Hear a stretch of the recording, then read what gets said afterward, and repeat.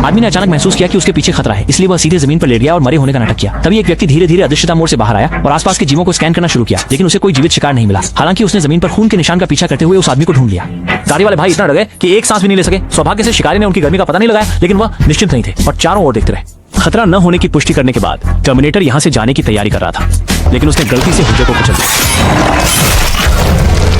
पेड़ के पीछे छिपी लूना खुश थी कि उसे नहीं देखा गया, लेकिन उसका कुत्ता तुरंत दौड़कर आ गया और तुरंत ही बंदूक का निशाना उसकी ओर कर दिया गया। जैसे ही वह बड़ी बंदूक से दागने की तैयारी कर रही थी, लूना का भाई समय पर आ गया और एक डंडे से उसका मुखौटा जमीन पर गिरा दिया, लेकिन फिर भी उसने ट्रिगर दबा दिया। हालांकि उसने बड़ी बंदूक को नहीं मारा, बल्कि निशानेबाज के बड़े पेड़ पर गोली चला दी। इस समय भाई अभी भी टर्मिनेटर का ध्यान आकर्षित कर रहा था, जिससे वह गुस्से में दहाड़ उठा और उसने जैक पर दूसरी गोली चलाई, लेकिन यह भी बड़े पेड़ पर लगी।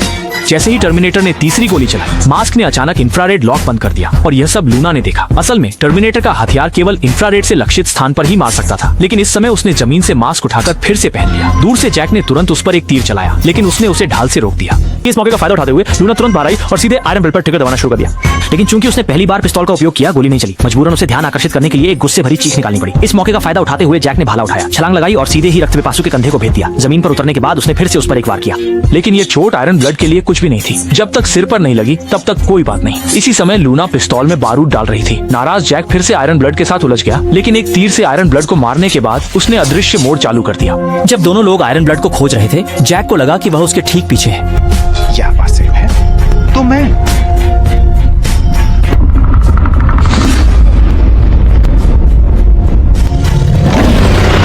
इस मुसीबत को हल करने के बाद टर्मिनेटर सीधे लूना की ओर बढ़ा। इस भाई बहन की जोड़ी को एक साथ मौत के घाट उतारने की तैयारी। खतरनाक समय में आखिरी सांस ले रहे जैक ने खोपड़ी का उपयोग करके उसे जोर से मारा। गुस्से में टर्मिनेटर ने भाला उठाकर उसके शरीर को छेद दिया, लेकिन जब उसने मुड़कर देखा तो पाया कि लूना पहले ही गायब हो चुकी थी और लूना पहले ही नदी किनारे पहुंच चुकी थी और अपने शरीर से खून के धब्बे साफ कर रही थी। उसका कसम था कि वो अपने मरे हुए भाई का बदला जरूर लेगी। लूना वहीं पर रात तक आराम करती रही और बड़ा पीला कुत्ता चुपचाप उसके पास बैठा रहा, लेकिन उसने देखा कि कुत्ता जैसे कुछ देख रहा है, तो उसने सिर बाहर निकाल कर देखा। असल में वह वही शिकारी था जिसने पहले उन्हें चोट पहुंचाई थी। लूना उसे एक गोली से मार देना चाहती थी, लेकिन इस समय उसने एक परफेक्ट बदला योजना सोच ली।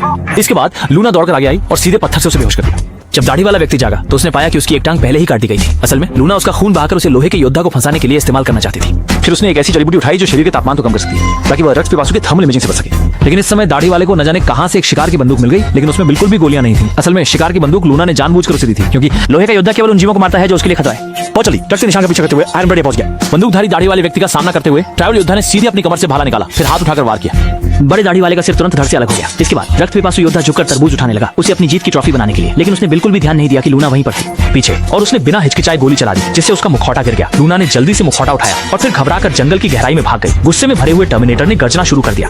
दूसरी ओर लूना एक दलदली क्षेत्र में पहुंची। उसने यहाँ कई जाल बिछाए और हेलमेट को एक विशेष रूप से दिखाई देने वाली जगह पर रखा। साथ ही कटी हुई टांग को दलदल के बीच में रखा। जल्दी ही खून के निशान का पीछा करते हुए आयरन ब्लड योद्धा वहां पहुंच गया। सामने कटी हुई टांग देखकर आयरन ब्लड को स्पष्ट रूप से आगे खतरा महसूस हुआ, जिससे वह डरकर पीछे हट गया। और इस समय लूना पेड़ पर थी, देख रही थी कि वह फंसने को तैयार नहीं है। लूना का धैर्य भी खत्म हो गया। वह सीधे पेड़ से कूद गई, ठीक से शिकारी के ऊपर कूद गई और फिर उस पर पागलों की तरह हमला करने लगी। दर्द से कराते हुए आयरन ब्लड योद्धा ने उसे सीधे कई मीटर दूर फेंक दिया। फिर उसने भाला निकाला, इस आदमी का पूरी तरह से अंत करने की तैयारी की। एंड मौके पर बड़ा पीला समय पर आ गया और सीधे जाकर खून के प्यासे योद्धा पर झपट पड़ा, जिससे भाला एक तरफ गिर गया। उसके बाद बड़ा पीला आवाज करता है, उसे भागने का इशारा करता है और लूना भी तुरंत समझ जाती है। जल्दी से जंगल की गहराई में भाग गई। आयरन ब्लड तो पीछे से लगातार पीछा कर रहा था, लेकिन वो पीछा करते समय जब वो लूना द्वारा पहले से लगाए गए जाल में फंसकर घायल हो गया, तो उसने मौके का फायदा उठाकर मूल स्थान की ओर दौड़ लगाई। जमीन से भाला उठाया और इंतजार करने लगी। उसके आने ये देखकर आयरन ब्लड सीधे पेड़ से ऊपर से छलांग लगाई उसे घातक प्रहार देने के लिए, लेकिन उसका हाथ बड़े पेड़ में फंस गया। हमला करने ही वाला था। लोहे का योद्धा ढाल का उपयोग करके बचाव करना चाहता था, लेकिन गलती से अपनी ही बाह काटी। कटे हुए हाथ को देखकर उसने गहरी सांस ली और अपनी बेबसी जाहिर की। 然而就在路诺想要给他致命一击的时候，长毛却突然收缩。हैरान परेशान लूना अभी भी इसका उपयोग करके पलटवार करना चाहती थी, लेकिन उसे सीधे जमीन पर गिरा दिया। गुस्से में भरे हुए आयरन ब्लड ने उस पर जोरदार हमला जारी रखा कि हमले से बचने के लिए लूना को जल्दी से बचना पड़ा। हालांकि लड़ाई में लूना ने कुछ वार किए, हालांकि ये हमले उस पर कोई असर नहीं कर रहे थे। यह देखकर कि इस तरह से हमला करना बेकार है, उसने एक तरफ के दलदल को देखा।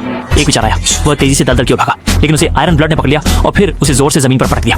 जैसे आयरन ब्लड तैयार हुआ, जो ढाल को स्क्रीन करके उसका सिर काटने वाला था, तभी लूना अचानक से बड़े पीले ने पूरी ताकत से पत्थरों की दरार में घुसकर दोनों तरफ के पत्थरों ने उसके लिए घातक हमले को रोक दिया, लेकिन फिर भी वह दहाड़ा और पूरी ताकत से ढाल को धीरे धीरे नीचे दबाने लगा। लूना को अपना शरीर नीचे झुकाना पड़ा और जब उसने देखा कि ढाल उसकी गर्दन काटने वाली है, तो उसने सीधे तौर पर उसका एक दांत निकाल लिया और उसे उसकी छाती में घोंप दिया।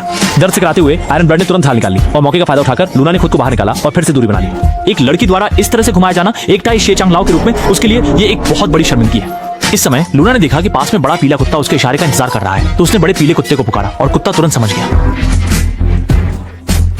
लूना ने उसकी जांघ पर एक लात मारी। फिर वह तेजी से टाइगर के शरीर पर कूद गई और रस्सी से उसकी गर्दन कसकर लपेट दी। कुछ गड़बड़ महसूस करते हुए टाइगर ने जोर लगाया और उसे फेंक दिया, लेकिन तब तक बहुत देर हो चुकी थी। जैसे ही लूना ने रस्सी खींची, टाइगर सीधे दलदल में खींचा गया। पलक झपकते ही टाइगर पूरी तरह से दलदल में डूब गया।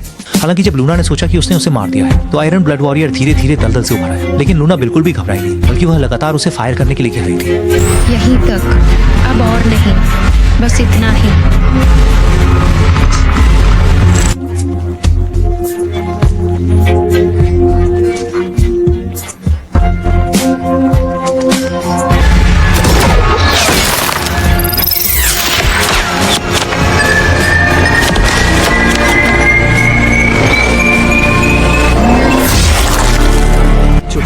बुजुर्ग स्तर के लोहे के टुकड़े का सिर उसके अपने हथियार से छेद दिया गया। ये शायद उसने कभी सोचा भी नहीं होगा।